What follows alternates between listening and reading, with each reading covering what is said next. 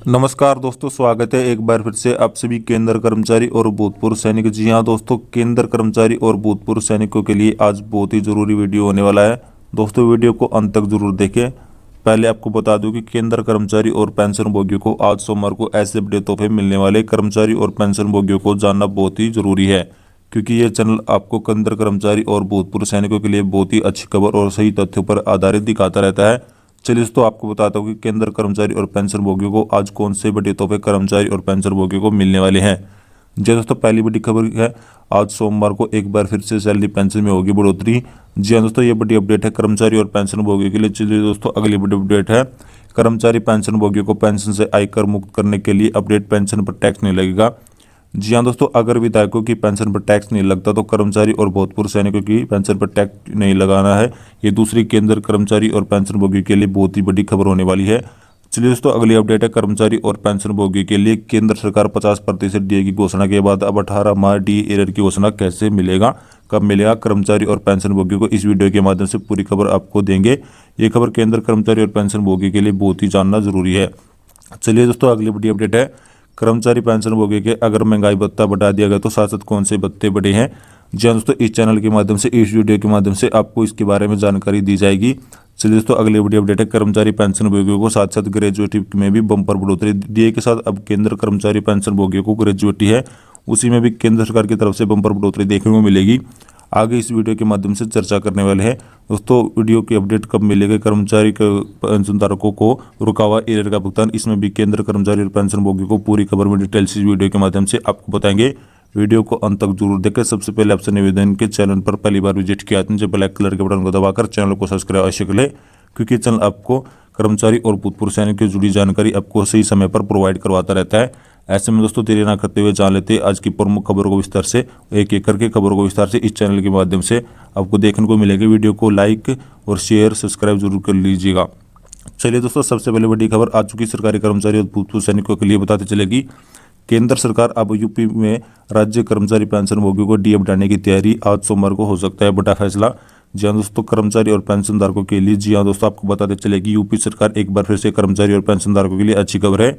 केंद्र के बाद अब प्रदेश में भी डीए में 4% की बढ़ोतरी हो सकती है। इससे संबंधित फैसला हो चुका है आज सोमवार को। जी हाँ दोस्तों, केंद्र सरकार ऐलान के बाद अब राज्य सरकार भी कर्मचारी पेंशनभोगी का डीए बढ़ा सकती है। केंद्र कर्मचारी महंगाई भत्ता डीए में 4% तक की बढ़ोतरी किया जाएगा। अब केंद्र कर्मचारी पेंशनभोगी का डीए 50% हो जाएगा। इसी के चलते केंद्र कर्मचारी की घोषणा के बाद अब राज्य सरकार ने होली से पहले ही कर्मचारियों का डीए बढ़ाने का फैसला कर सकती है। वित्त विभाग के सूत्रों के मुताबिक आज सोमवार को इससे संबंधित फाइल शासन भेजी जाएंगी, यानी कि फाइल भेजी जा सकती है। इसके मामले में चर्चा की जा रही है कि डीए के बढ़ाने के बाद करीबन 16 लाख कर्मचारी और 62 लाख पेंशनधारकों को मिलने वाला। जी हाँ दोस्तों, केंद्र सरकार हो चुकी है बढ़ोतरी। केंद्र सरकार ने लगभग 1 करोड़ से अधिक कर्मचारियों और पेंशनभोगियों को 1 जनवरी की तय महंगाई भत्ता 4% तक की वृद्धि की सौगात मिल गई है। और गुरुवार को कैबिनेट बैठक में पेंशनधारकों को डीए डीआर में 4% तक की बढ़ोतरी पर पहल हो चुकी है। इस वृद्धि के साथ ही डीए में मौजूदा केंद्र कर्मचारी का डीए 46% से बढ़कर 50% हो चुका है। और नियम के अनुसार केंद्र कर्मचारी का डीए 50% के पार होने पर वर्तमान में अन्य भत्तों में बढ़ोतरी हो जाती है। इसी के चलते कर्मचारी संगठन पर 8 वेतन आयोग को गठित करने का भी दबाव डाले हैं। साथ साथ दोस्तों अगली बड़ी अपडेट आ चुकी है, कर्मचारी और भूतपूर्व सैनिकों के लिए बहुत ही बड़ी अपडेट है। लाखों पेंशनभोगियों को सांसद और विधायक की पेंशन पर आयकर से छूट दी जाती है। दोस्तों ये बड़ी अपडेट है, कर्मचारी और पेंशनभोगी की मांग की जा रही है कि पेंशनभोगी की शिकायत है कि सांसद और विधायकों की पेंशन को आयकर से छूट है, लेकिन सैनिकों और पेंशन की आय देना होता है।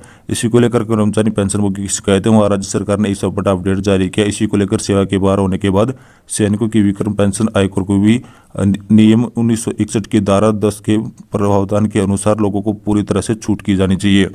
वर्ष 2011 में सीसीडी में तय किया गया था कि जिन सैनिकों की किसी भी तरह से विकलांग हुए हैं उन घायल व्यक्ति को आयकर चुकाने के लिए उनकी पेंशन छूट मिलती है। लेकिन आदेश की शीर्ष अदालत में चुनौती दी गई कि और मानव अधिकार के अनुसार मंत्रालय विभेद आदेश के स्थापित आदेश जारी कर दिया गया है। इस मुद्दे पर विशेष जानकारी और कर्मचारी पेंशनभोगी संगठन मंच नरेंद्र मोदी यानी कि देश के वरिष्ठ नागरिक को रजत राजनी के लिए बड़ा ऐलान कर दिया गया है। आयकर से मुक्त कराने के आग्रह के लिए पिछले 25 अगस्त को प्रधानमंत्री सौंपे गए प्रतिवेदन में अभी तक कोई तरह का कोई जवाब सामने नहीं आया है।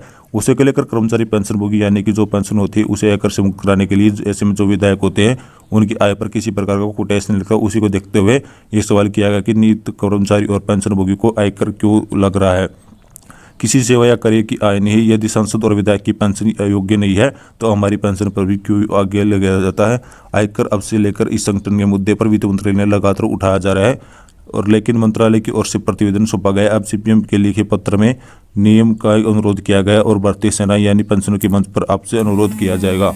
जी हाँ दोस्तों, पेंशनभोगी की लंबी समय से अवधि की वास्तविक मांग को विचारधारा का निर्देश जारी करे। शस्त्रबल के आधार पर पेंशनभोगी और पेंशन फैमिली पेंशन को लेकर उच्च जोखिम के साथ साथ देश के अपना जीवन बलिदान करने के लिए सैनिकों के लिए आयकर का भुगतान करने से छूट नहीं है, बल्कि विधायक और सांसद के जीवन करके भुगतान कर ले। उसी को देखते हुए कर्मचारी और पेंशनभोगी के लगातार मांग की रही। उसी को देखते हुए कर्मचारी संगठन की मांग की जा रही, लेकिन वित्त मंत्रालय के पास से एक लेटर भेजा गया जिसमें अभी तक की मंजूरी नहीं मिली है। लेकिन अब कर्मचारी और भूतपूर्व सैनिकों के लिए मांग को लेकर जल्दी इस पर कैबिनेट में एक्शन लिया जा सकता है।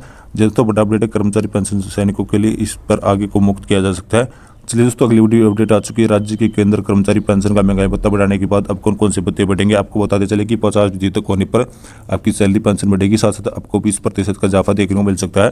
सीधा सीधा आपको बता दें कि अन्य भत्तों पर एचआरए में भी होने वाला है। अभी तक जो कर्मचारी का 27% एचआरए पर था, उनका एचआरए बढ़कर 30% हो जाएगा। आपको बता दें कि 18% एचआरए था, उनका 20% एचआरए हो जाएगा और जिन्हें 9% एचआरए मिलता था उनका 10% एचआरए हो जाएगा। महंगाई भत्ते के साथ केंद्र सरकार जल्दी ऐलान करने वाली है। साथ ही साथ जो कर्मचारी पेंशनभोगी का डीएडीआर 54% तक बढ़ोतरी मिली है, वह कर्मचारी पेंशनभोगी को ग्रेजुएटी में बम्पर फायदा देखने को मिल सकता है। जैसा कि आपको बता दें कि 50% डी होने के बाद अब सीधा फायदा कर्मचारी और पेंशनभोगियों को ग्रेजुएटी पर पड़ा है। अभी तक से ज़्यादा 20 लाख से ज़्यादा कर्मचारी और ग्रेजुएटी मिल सकती है, लेकिन अब 25 लाख से केंद्र ग्रेजुएटी की स्कीम मिल सकती है। वहीं पर इस तरह से पूरा टैक्स फ्री होगा। हालांकि ग्रेजुएटी सभी को 25 लाख रुपये नहीं मिलेगी, लेकिन ग्रेजुएटी की गणना की कुल सेवा की नीति बेसिक में प्रभाव पड़ता है। ऐसे में अलग अलग बेसिक पे के हिसाब से सेवा की नीति कर्मचारी ग्रेजुएटी के अंतर देखने को मिलेंगे।